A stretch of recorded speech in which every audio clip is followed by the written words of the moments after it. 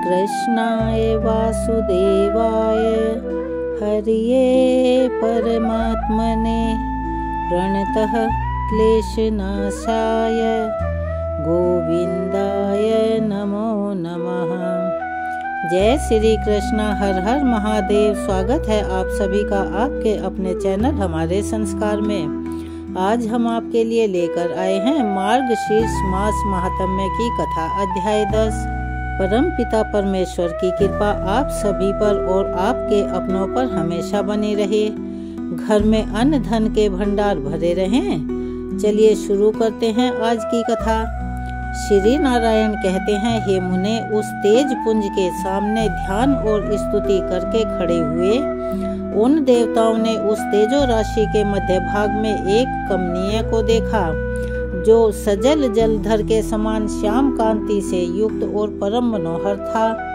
उसके मुख पर मंद मंद मुस्कान खेल रही थी। उसका रूप परमानंद जनक और त्रिलोकी के मन को भी मोह लेने वाला था। उसके दोनों गालों पर मकराकार कुंडल जगमगा रहे थे। उत्तम रत्नों के बने हुए नूपुर से उनके चरणों में बड़ी शोभा हो रही थी। उसी तेज पुंज में देवताओं ने मनोहर अंग वाली श्री राधा को भी देखा। वे भी मंद मंद मुस्कान के साथ अपनी ओर देखते हुए प्रीतम को तिरछी चितवन से निहार रही थी।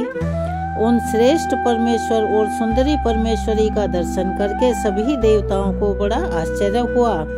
उनके तो संपूर्ण मनोरथ पूर्ण हो गए थे। इसीलिए अब उन सभी देवताओं ने फिर से भगवान की स्तुति शुरू कर दी। ब्रह्मा जी बोले, हे परमेश्वर, मेरा मन रूपी भंवरा आपके चरणों में लगातार प्रेम भक्ति पूर्वक भ्रमण करता रहे। शांति रूपी औषधि देकर मेरे जन्म मरण के रोग से आप मेरी रक्षा कीजिए और मुझे सुदृढ़ और अत्यंत परिपक्व भक्ति और दासत्व भाव दीजिए। भगवान शंकर कहने लगे, हे प्रभु, भव सागर में डूबा हुआ मेरा मन रूपी मद से सदा ही इस घोर संसार रूपी कुएं में चक्कर लगाता रहता है। सृष्टि और संहार यही इसका अत्यंत निंदनीय विषय है। आप इस विषय को दूर कर दीजिए और अपने चरणों की भक्ति मुझे दे दीजिए। धर्म बोले, हे मेरे ईश्वर, आपके आत्मीय जनों के साथ साथ मेरा सदा समागम होता रहे, जो विषय रूपी बंधन को काटने के लिए तीखी तेज तलवार का काम करता है और आपके चरणों में स्थान दिलाने का एकमात्र सरल साधन है। प्रभु, आप जन्म जन्म में मुझे अपने चरणों की भक्ति प्रदान कीजिए। भगवान नारायण कहते हैं, हे देव ऋषि, इस प्रकार स्तुति करके मनोरथ पूर्ण हुए वे तीनों देवता कामनाओं की पूर्ति करने वाले श्री राधा वल्लभ के सामने खड़े हो गए। देवताओं की यह स्तुति सुनकर कृपा निधान श्री कृष्ण के मुखार विंद पर मंद मंद मुस्कान खिल उठी और वे उनसे हितकर और सत्य वचन बोले। भगवान श्री कृष्ण ने कहा, तुम सब लोग इसी समय मेरे धाम में पधारे हो और यहाँ तुम्हारा स्वागत है। शिवजी के आश्रय में रहने वाले लोगों का तो कुशल पूछना उचित ही नहीं है। यहाँ आकर आप सभी निश्चिंत हो जाइए। मेरे रहते भला किसी को क्या चिंता है। मैं समस्त जीवों के भीतर विराजमान हूँ, लेकिन स्तुति से ही प्रत्यक्ष होता हूँ। आपका जो अभिप्राय है वह सब मैं निश्चित रूप से जानता हूँ। हे देवताओं, शुभ और अशुभ जो भी कर्म है वह सब समय पर ही होगा। बड़ा और छोटा सब कार्य काल से ही संपन्न होता है। वृक्ष अपने अपने समय पर ही सदा फलते फूलते हैं और फल भी देते हैं। समय पर ही उनके फल पकते हैं और समय समय पर ही कच्चे फलों से वे लद जाते हैं। दुख सुख संपत्ति विपत्ति शोक चिंता तथा शुभ और अशुभ सब अपने अपने कर्मों के फल हैं और सभी समय पर ही उपस्थित होते हैं, यानी प्रकट होते हैं। तीनों लोकों में ना तो कोई किसी का प्रिय है ना ही अप्रिय है। हे देवताओं, आप लोगों का यहाँ गोलोक में जो एक क्षण बीता है, उतने में ही पृथ्वी पर 7 मनवंतर बीत चुके हैं। 7 इंद्र समाप्त हो गए हैं और इस समय 8वें इंद्र चल रहे हैं। इस प्रकार मेरा काल चक्र दिन रात भ्रमण करता रहता है। इंद्र, मनु और राजा सभी लोग काल के वशीभूत हो गए। उनकी कीर्ति पृथ्वी, पुण्य और पाप की कथा मात्र शेष रह गई। इस समय भी भूमि पर बहुत से राजा दुष्ट और भगवान निंदक हैं, यानी जो भगवान की निंदा करते हैं। उनके बल और पराक्रम महान है, परंतु समय के अनुसार वे सब के सब कालांतर यम के ग्रास हो जाएंगे।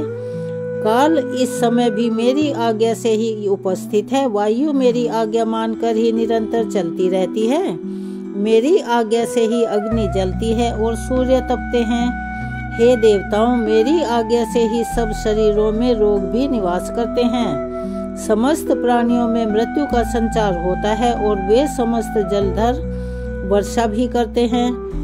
मेरे नियंत्रण से ही ब्राह्मण में तपोधन तपस्या में और योगी योग में निष्ठा रखते हैं। वे सब के सब मेरे डर से भयभीत होकर ही स्वधर्म कर्म के पालन में लीन रहते हैं। जो मेरे भक्त हैं वे सदा निशंक रहते हैं, क्योंकि वे कर्म का निर्मूलन करने में समर्थ हैं। देवताओं में काल का भी काल हूँ, विधाता का भी विधाता हूँ, संहार कार्यों का भी संहार और पालक करने वालों का भी पालक परमात्मा परमेश्वर हूँ। मेरी आज्ञा से ही यह शिव संहार करते हैं, इसीलिए इनका नाम हर है।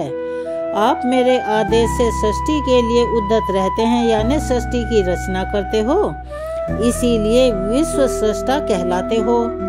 और धर्मदेव रक्षा के कारण ही पालक कहलाते हैं। मैं अपने भक्तों का प्राण हूँ और भक्त भी मेरे लिए प्राणों के समान हैं। जो मेरा नित्य ध्यान करते हैं उनका मैं दिन रात स्मरण करता हूँ। और 16 अरों से युक्त अत्यंत तीखा सुदर्शन नामक चक्र महान तेजस्वी है। संपूर्ण जीवधारियों में जितना भी तेज है वह सब उस चक्र के तेज के 100वें अंश के बराबर भी नहीं है। आप सब देवता और मेरी प्राण प्रिया लक्ष्मी जी भी मुझे भक्तों से बढ़कर नहीं है। हे देवेश्वर, भक्तों का भक्ति पूर्वक दिया हुआ जो द्रव्य है उसे तो मैं बड़े प्रेम से ग्रहण करता हूँ, लेकिन अभक्तों की दी हुई कोई भी वस्तु मैं नहीं खाता। निश्चय ही उसे राजा बलि ही भोगते हैं। जो अपने पति पत्नी पुत्र आदि स्वजनों को त्याग कर दिन रात मुझे याद करते हैं, उनका स्मरण मैं भी आप लोगों को त्याग कर सदा किया करता हूँ। जो भी लोग भक्तों, गवों और ब्राह्मणों से द्वेष रखते हैं, यज्ञों और देवताओं की हिंसा करते हैं, वे शीघ्र ही उसी तरह नष्ट हो जाते हैं जैसे जलती हुई अग्नि में तिनके हो जाया करते हैं। जब मैं उनका घातक बनकर उपस्थित होता हूँ तब कोई भी उनकी रक्षा नहीं कर पाता। हे देवताओं, मैं पृथ्वी पर जाऊंगा। अब आप लोग भी अपने अपने स्थान को पधारिए और शीघ्र ही अपने अंश रूप से भूतल पर अवतार लो। ऐसा कहकर जगदीश्वर श्री कृष्ण ने गोपों और गोपियों को बुलाकर मधुर सत्य और संयोजित बातें कही। गोपों और गोपियों, सुनो, तुम सब के सब नंदराय जी का जो उत्कृष्ट ब्रज है वहाँ जाओ और उस ब्रज में अवतार ग्रहण करो। राधिके, तुम भी शीघ्र ही वृषभानु के घर पधारो। वृषभानु की प्यारी पत्नी बड़ी साध्वी है, उनका नाम कलावती है और वे सुबल की पुत्री हैं और लक्ष्मी जी के अंश से प्रकट हुई हैं, अर्थात उत्पन्न हुई हैं। वास्तव में वे पितरों की मानसी कन्या हैं और नारियों में धन्य और मान्य समझी जाती हैं। पूर्व काल में दुर्वासा के श्राप से उनका ब्रजमंडल में गोप के घर में जन्म हुआ है। अब तुम उन्हीं कलावती की पुत्री होकर जन्म ग्रहण करो और शीघ्र ही नंद ब्रिज में जाओ। हे कमलानने, मैं बालक रूप से वहां आकर तुम्हें प्राप्त करूंगा। राधे, तुम मुझे प्राणों से भी अधिक प्यारी हो और मैं भी तुम्हें प्राणों से अधिक प्यारा हूँ। हम दोनों का कुछ भी एक दूसरे से अलग नहीं है, हम सदैव एक रूप हैं। हे मुने, यह सुनकर श्री राधा प्रेम से विवल होकर वहां रो पड़ी और अपने नेत्र चकोर द्वारा श्री हरि के मुख चंद्र की सौंदर्य सुधा का पान करने लगी। अब भगवान श्री कृष्ण ने कहा, गोप और गोपियों, तुम भूतल पर श्रेष्ठ गोपों के शुभ घर में जन्म लो। श्री कृष्ण की यह बात पूरी होते ही वहाँ सभी लोगों ने देखा कि एक उत्तम विमान वहाँ पर आ गया। वह श्रेष्ठ मणि रत्नों के सार तत्व और हीरों से विभूषित था। लाखों श्वेत वर्ण के चमर और दर्पण उस दिव्य विमान की शोभा बढ़ा रहे थे। वह अग्नि शुद्ध सूक्ष्म गेरवे वस्त्रों से सजाया गया था। सोने का बनाया हुआ वह सुंदर विमान अनुपम तेज पुंज में दिखाई दे रहा था। उससे सैकड़ों सूर्यों के समान प्रकाश फैल रहा था और उस पर बहुत से श्रेष्ठ पार्षद बैठे हुए थे। उस विमान में एक श्याम सुंदर कमनीय पुरुष दृष्टिगोचर हुए अर्थात दिखाई दिए, जिनके 4 हाथों में शंख चक्र गदा और पद्म शोभायमान थे। उन श्रेष्ठ पुरुष ने पीताम्बर धारण किया हुआ था। उनके मस्तक पर किरीट, कानों में कुंडल और वक्ष स्थल पर वनमाला सुशोभित थी। उनकी 4 भुजाएं और मुस्कुराता हुआ मनोहर मुख देखने योग्य थे। भक्तों पर कृपा करने के लिए वे बड़े व्याकुल दिखाई देते थे। उन्हीं के बाएं भाग में सुरम्य शरीर वाली शुक्ल वर्णा मनोहरा ज्ञान रूपा और विद्या की अधिष्ठात्री देवी सरस्वती जी दिखाई दी, जिनके हाथों में वेणु, वीणा और पुस्तकें थी। वे भी भक्तों पर कृपा करने के लिए बड़ी उतावली दिख रही थी। उन महानारायण के दाहिने भाग में शरद काल के चंद्रमा की सी प्रभा और तपाए हुए सोने की तरह कांति से प्रकाशमान परम मनोहारी और रमणीय देवी लक्ष्मी जी दिख रही थी, जिनके मुख पर मुस्कान खेल रही थी। वे भी दिव्य और अनुपम सौंदर्य से प्रकाशमान हो रही थी। अपनी ओर देखने वाले नारायण देव को वह तिरछी चितवन से निहार रही थी। पत्नियों और पार्षदों के साथ शीघ्र ही विमान से उतरकर वे नारायण देव गोप गोपियों से भरी हुई उस रमणीय सभा में जा पहुँचे। उन्हें देखते ही ब्रह्मा देवी सब बड़ी प्रसन्नता से उठकर उनके सम्मान में खड़े हो गए। सबके हाथ जुड़े हुए थे। देव ऋषि गण साम वेदोक्त स्तोत्र द्वारा उनकी स्तुति करने लगे। उनकी स्तुति समाप्त होने पर नारायण देव आगे जाकर श्री कृष्ण विग्रह में विलीन हो गए। यह परम आश्चर्य की बात देखकर सबको बड़ा आश्चर्य हुआ। उसी समय वहां एक दूसरा स्वर्णमयी रथ आ पहुंचा। उससे जगत के पालनहार करने वाले त्रिलोकीनाथ श्री विष्णु स्वयं उतरकर उस सभा में आए। उनकी 4 भुजाएं थी। वनमाला से विभूषित पीताम्बरधारी संपूर्ण अलंकारों की शोभा से संपन्न और करोड़ों सूर्यों के समान प्रकाशमान श्री विष्णु जी बड़े मन को हरने वाले दिखाई देते थे। वे मंद मंद मुस्कुरा रहे थे। हे मुने, उन्हें देखते ही सभी लोग उठकर खड़े हो गए। सबने प्रणाम करके उनकी स्तुति की। इसके बाद वे भी वहीं पर श्री राधिका वल्लभ श्री कृष्ण के शरीर में विलीन हो गए। श्वेत दीप निवासी श्री विष्णु के श्री कृष्ण विग्रह में विलीन हो जाने के बाद वहां तुरंत ही शुद्ध स्फटिक मणि के समान गौर वर्ण वाले संकर्षण नामक पुरुष पधारे। वे बड़ी जल्दी में थे। उनके सहस्त्रों मस्तक थे और वे 100 सूर्य के समान प्रकाशित हो रहे थे। उन्हें आया देखकर सबने उन विष्णु स्वरूप संकर्षण जी का स्तवन किया। नारद जी, उन्होंने भी वहां आकर मस्तक झुकाकर राधिकेश्वर की स्तुति की। सहस्त्र मस्तकों द्वारा भक्ति भाव से उनको प्रणाम किया और फिर इसके बाद धर्म के पुत्र स्वरूप हम दोनों भाई नर और नारायण वहां गए। मैं तो श्री कृष्ण के चरणों में ही लीन हो गया, किंतु नर अर्जुन के रूप में दृष्टिगोचर हुआ। फिर ब्रह्मा जी, शिव जी, शेष और धर्म, यह चारों वहां एक स्थान पर खड़े हो गए। इसी बीच में देवताओं ने वहां दूसरा उत्तम रथ देखा, जो कि स्वर्ण के सार तत्व का बना हुआ था, तरह तरह के रत्नों से अलंकृत था और ग्रीष्म ऋतु के मध्यकालीन मार्तंड की प्रभा को तिरस्कृत करने वाला था। वह श्रेष्ठ विमान मोती मणि और हीरे के समूह से जाज्वल्यमान प्रतीत हो रहा था। उस विमान में बैठी हुई मूल प्रकृति ईश्वरी देवी दुर्गा को भी देवताओं ने देखा, जो रत्नमयी अलंकारों से विभूषित थी और उन अनुपम तेज स्वरूपा देवी की सहस्त्रों भुजाएं थी, जिनमें तरह तरह के आयुध शोभायमान हो रहे थे। उनके प्रसन्न मुख पर मंद मंद मुस्कान की छटा छाई हुई थी। वे भक्तों पर कृपा करने के लिए बड़ी उतावली दिखाई देती थी। वे अपने दोनों पुत्रों के साथ सिंह की पीठ पर बैठी हुई थी। उस रथ से उतरकर पुत्रों सहित देवी ने शीघ्रता पूर्वक श्री कृष्ण को प्रणाम किया। फिर वे एक श्रेष्ठ आसन पर बैठ गई। इसके बाद गणेश जी और कार्तिकेय जी ने परमात्मा शंकर जी, धर्म संकर्षण और ब्रह्मा जी को नमस्कार किया। उन दोनों देवेश्वर को निकट आया देखकर सब देवता उठकर खड़े हो गए उन्होंने आशीर्वाद दिया और दोनों को अपने पास बिठा लिया। देवतागण बड़ी प्रसन्नता के साथ गणेश जी और कार्तिकेय जी के साथ उत्तम वार्तालाप करने लगे। उस समय देवता और देवी उस सभा में श्री हरि के सामने बैठ गए। उन्हें देखकर बहुसंख्यक गोप और गोपियां आश्चर्य से हैरान हो रही थी। फिर श्री कृष्ण के मुखारविंद पर मुस्कुराहट खेलने लगी। वे लक्ष्मी जी से बोले, हे सनातनी देवी, आप नाना रत्नों से संपन्न भीष्म के राजभवन में जाओ और वहां विदर्भ देश की महारानी के उदर से जन्म धारण करो। हे साध्वी, मैं स्वयं कुंडलपुर में जाकर तुम्हारा पानी ग्रहण करूंगा। फिर वे रमा आदि देवियों पार्वती जी को देखकर शीघ्र उठकर खड़ी हो गई। उन्होंने ईश्वरी को रमणीय रत्नमयी सिंहासन पर बिठाया। हे विप्रवर नारद, पार्वती जी, लक्ष्मी जी और सरस्वती जी, यह तीनों देवियां परस्पर यथोचित कुशल प्रश्न करके वहां एक और आसन पर बैठ गई। वे प्रेम पूर्वक गोप कन्याओं से बातचीत करने लगी। कुछ गोपियां बड़ी प्रसन्नता के साथ उनके निकट बैठ गईं।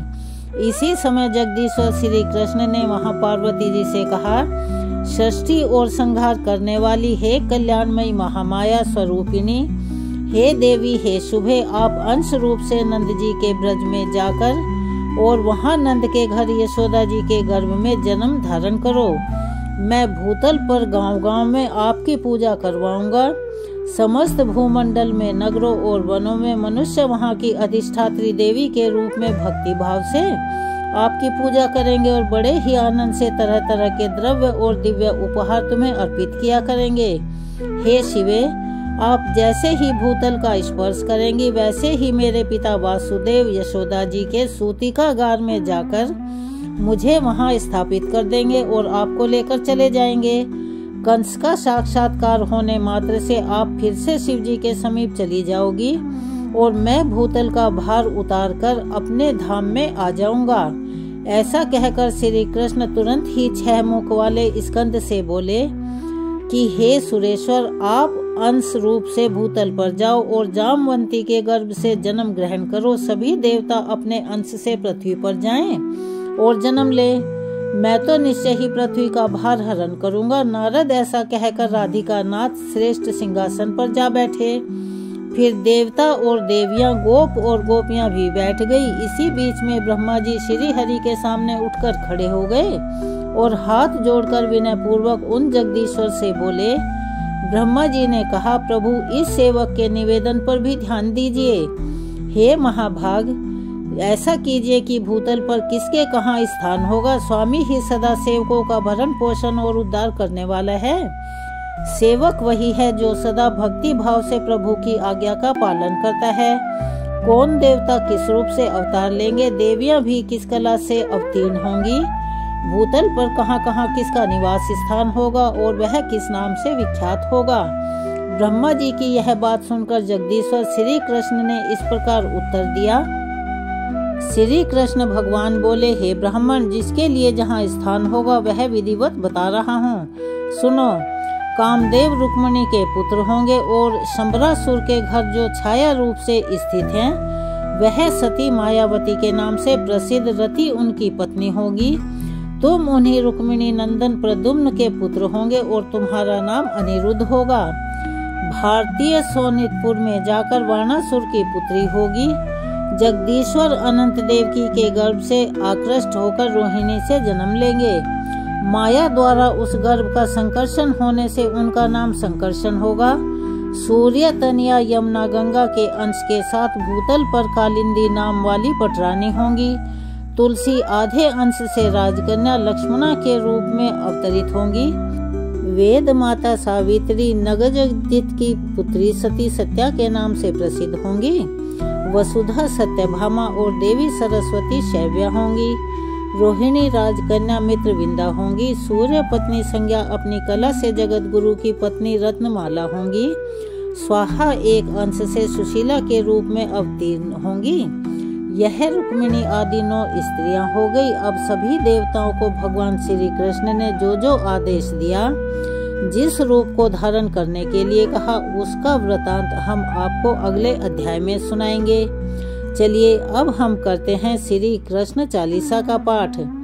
बंसी शोभित कर मधुर नील जलद तन श्याम, अरुण अधर जनु बिंब फल नयन कमल अभिराम।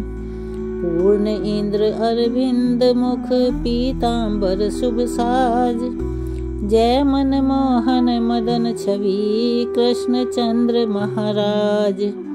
जय यदुनंदन जय जगवंदन, जय वसुदेव देवकी नंदन, जय यशोदा सुत नंद दुलारे, जय प्रभु भक्तन के द्रग तारे। जय नट नागर नाग नथैया, कृष्ण कन्हैया धेनु चरैया। पुनिनक पर प्रभु गिरिवर धारो, आओ दीनन कष्ट निवारो। वंशी मधुर अधर धरि तेरी, होवे पूर्ण मनोरथ मेरो।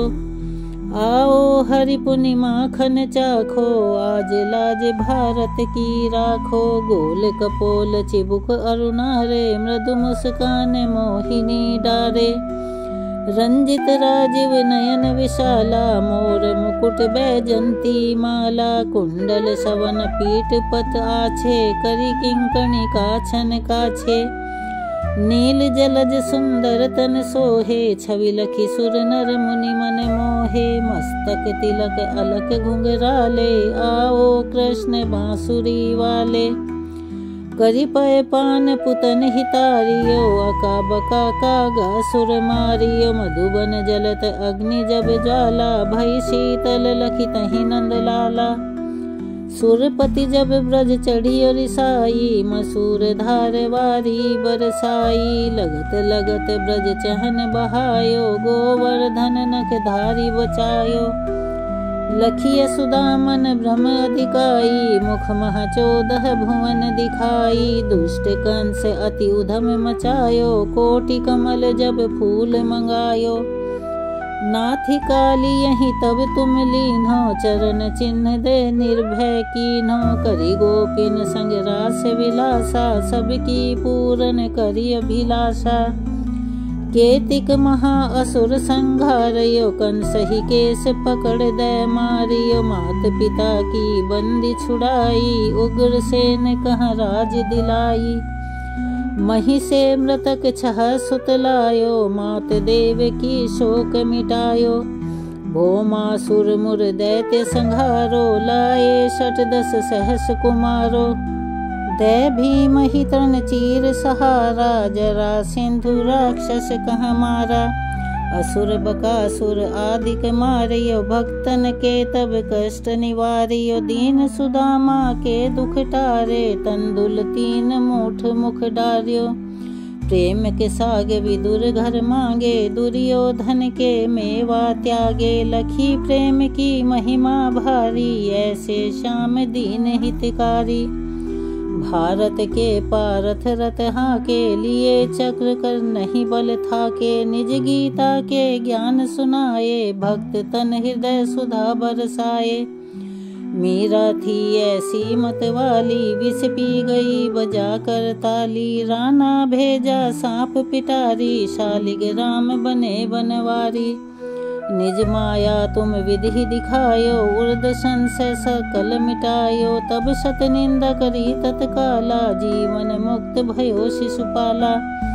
जब ही द्रौपदी टेर लगाई, दीनानाथ लाजे अब जाई। तुरत ही वसन बने नंदलाला, बढ़े चीर भय अरिमुह काला। असनाथ के नाथ कन्हैया, डूबत भमत बचावत नैया। सुंदर दास आस उरधारी, दया दृष्टि कीजे बनवारी। नाथ सकल मम कुमति निवारो, समहु बेगी अपराध हमारो। खोलो पट अब दर्शन दीजो, बोलो कृष्ण कन्हैया की जय। यह 40 कृष्ण का पाठ करे उरधारी। अष्ट सिद्धि नवनिधि फल लहे पदारथ चारी। यहाँ पर कृष्ण 40 समाप्त होती है। चलिए अब एक बार मेरे साथ प्यार से बोलिए, श्री कृष्ण भगवान की जय। राधे राधे, हर हर महादेव। अगर आप हमारे चैनल पर नए हैं तो आप सभी से हाथ जोड़कर निवेदन है, प्लीज़ चैनल को सब्सक्राइब करें, वीडियो को लाइक करें, ज़्यादा से ज़्यादा शेयर करें बेल आइकन को भी अवश्य ही दबाएं। कमेंट्स बॉक्स में जय श्री कृष्णा, राधे राधे, हर हर महादेव लिखना ना भूलें। मिलते हैं अगली वीडियो में कथा के आगे के वृतांत के साथ। तब तक अपना प्यार और सहयोग हमें ऐसे ही देते रहिएगा, क्योंकि आपका प्यार और सहयोग हमारे मनोबल को बढ़ाने के साथ साथ हमारी मदद भी करता है। मिलते हैं अगली वीडियो में। जय श्री कृष्णा। धन्यवाद।